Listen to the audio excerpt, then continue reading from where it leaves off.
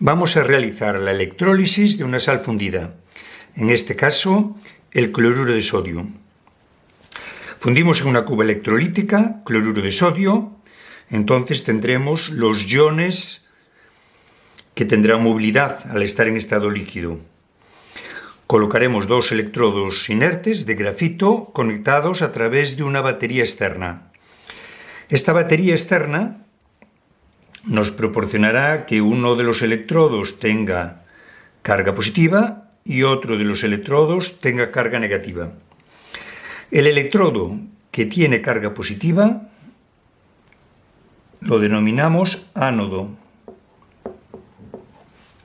y el que tiene carga negativa lo denominamos cátodo.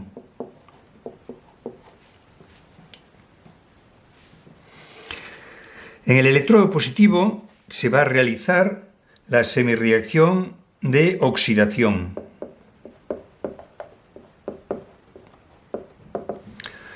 Y en el electrodo negativo, la semirreacción de reducción.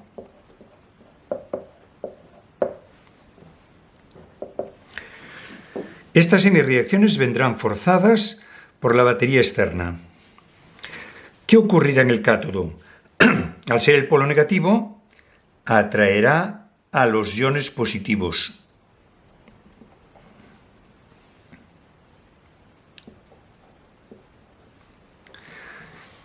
El ion positivo captará un electrón del cátodo y se convertirá en sodio neutro. Entonces la reacción de reducción será sodio más un electrón para dar sodio. En el ánodo habrá una oxidación. El ánodo positivo atrae al cloro de forma que se transforma en cloro más electrones. Pero el cloro elemental es cloro 2, entonces necesitamos 2 electrones y 2 iones cloro.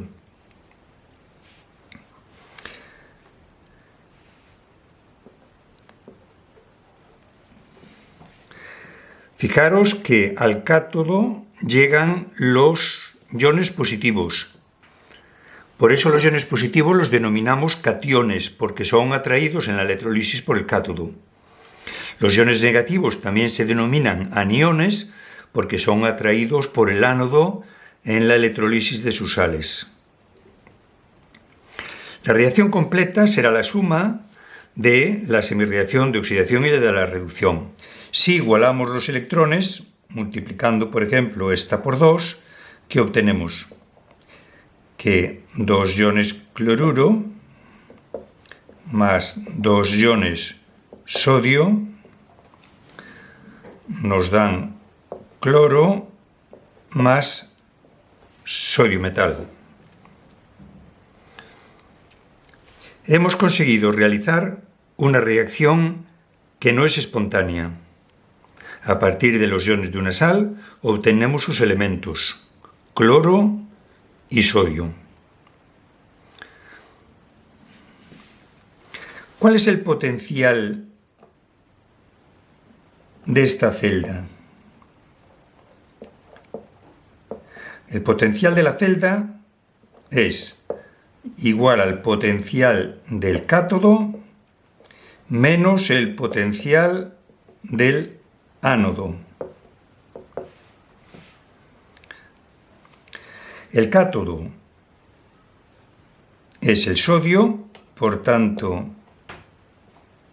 tendremos que buscar en las tablas el potencial sodio más sodio y le restamos el potencial del cloro menos.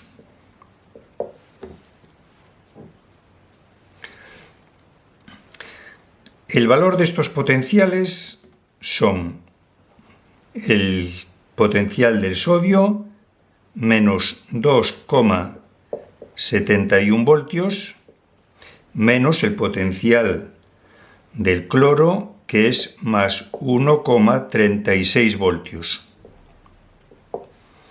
lo que nos da un potencial de menos 4,07 voltios. Este potencial de la celda es negativo.